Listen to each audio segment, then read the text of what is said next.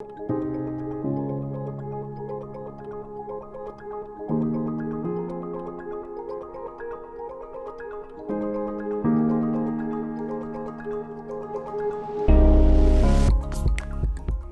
genesis of why I started into business was in memory of my late sister.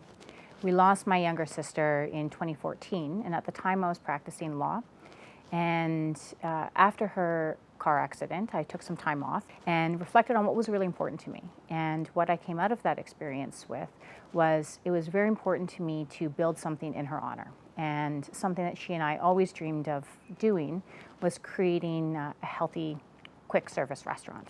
And that began the transition from law into Freshie. I noticed that there was quite a challenge in hiring and managing my employees in the restaurant industry. And that parlayed into the founding of WorkSalute, which is our HR technology company, in 2016. It's incredibly humbling to be able to wake up every morning and do something that I love.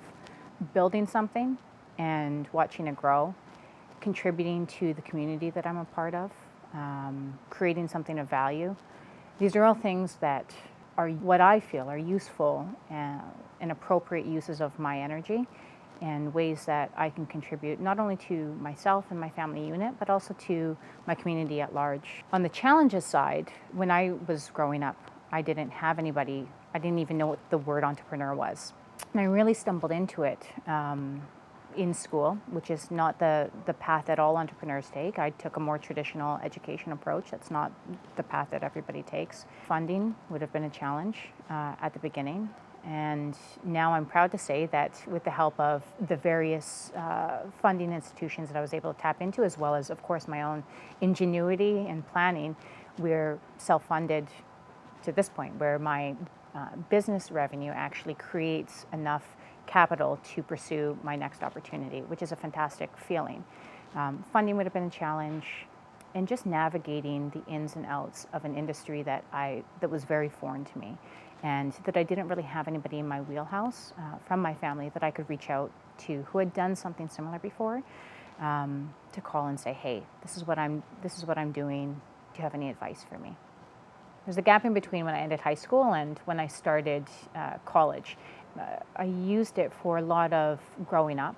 I've had maybe an overabundance of self-confidence. At times it's one of my biggest strengths, but it's also something that in my younger years I had to manage. And I had to manage how to be the perception of myself that I saw in my head to actually be the person that I wanted to be. Some of my biggest personal growth comes out of the biggest challenges that I felt. And I think that that's a universal human experience, to have challenges and rise above them. It's also a skill that's really important when you are an entrepreneur, because it feels like sometimes from the moment I wake up until I go to bed, I'm facing challenge after challenge after challenge. And my job is to rise above those challenges, not only for myself, but also for my team.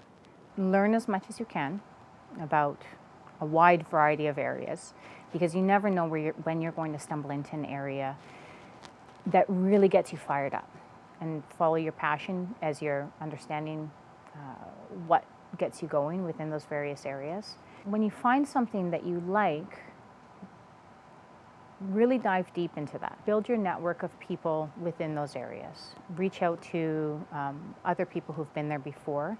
Don't be afraid or shy to ask for advice. I'm consistently blown away by how eager people are to actually help you when you let it be known that you're looking for something and you need some guidance. The AFI system provides an alternative to the just regular charter bank program. And especially when you have somebody who comes from a disadvantaged economic background like I did, I didn't have the training at a younger age that maybe some other people did on how to manage finances, how to manage credit card debt, personal consumer debt, etc. And the importance of a credit rating when you have big dreams and you're looking to make those dreams a reality.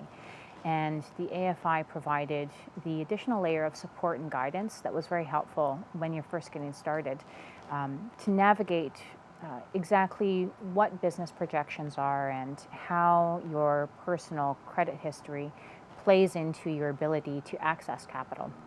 I'm so fortunate. I feel so much gratitude for where I've ended up and where I continue to see the trajectory of my growth continuing to take me. So go after what makes you happy to make your dreams a reality.